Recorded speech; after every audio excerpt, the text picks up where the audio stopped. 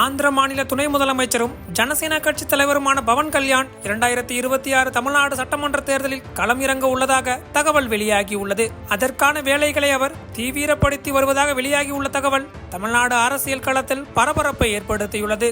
மத்தியில் ஆளும் பாஜகவுடன் கூட்டணியில் இருப்பவர் பவன் கல்யாண் தொடர்ந்து மத்திய பாஜகவின் கொள்கைகளை மேடைகளில் பேசி வருகிறார். அதன்படி அண்மையில் கூட ஹிந்தி திணிப்பு விவகாரம் தொடர்பாக கருத்து தெரிவித்த பவன் கல்யாண் லாப நோக்கத்துக்காக தமிழ் படங்களை இந்தியில் டப்பிங் செய்வதை மட்டும் தமிழ்நாட்டு அரசியல்வாதிகள் ஏன் அனுமதிக்கிறார்கள் என்று கேள்வி எழுப்பியிருந்தார். தமிழ்நாட்டு அரசியல்வாதிகள் தங்களின் திரைப்படங்களை பணத்துக்காக இந்தியில் டப்பிங் செய்ய கூறிவிட்டு இந்தியை எதிர்ப்பது ஏன்?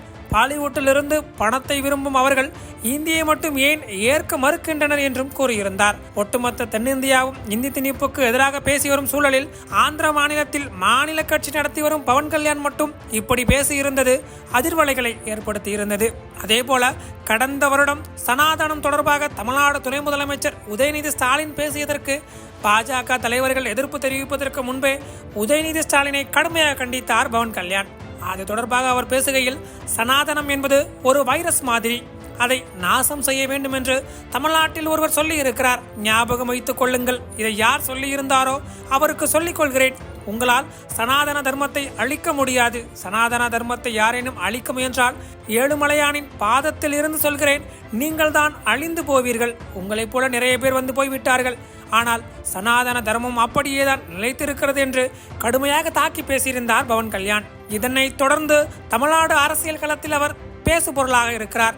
அதிமுக நிறுவன நாளில் கூட எடப்பாடி பழனிசாமியை ட்விட்டர் பக்கத்தில் டேக் செய்து வாழ்த்து இருந்தார். முன்னாள் முதலமைச்சர்களான எம்ஜிஆர் மற்றும் ஜெயலலிதா பிறந்த நாட்களுக்கு வாழ்த்து சொல்வது, அவர்களுடைய நினைவு நாளில் நினைவு கூறுவது என தொடர்ந்து தமிழக அரசியல் பற்றி கருத்து தெரிவித்து வருகிறார் பவன் கல்யாண். இந்த நிலையில்தான் வரும் 2026 தமிழ்நாடு சட்டமன்ற தேர்தலில் பவன் கல்யாணின் ஜனசேனா கட்சி களமிறங்க உள்ளதாக தகவல் வெளியாகியுள்ளது. அதற்கான வேலைகளில் தீவிரமாக இறங்கியுள்ளாராம் பவன் கல்யாண்.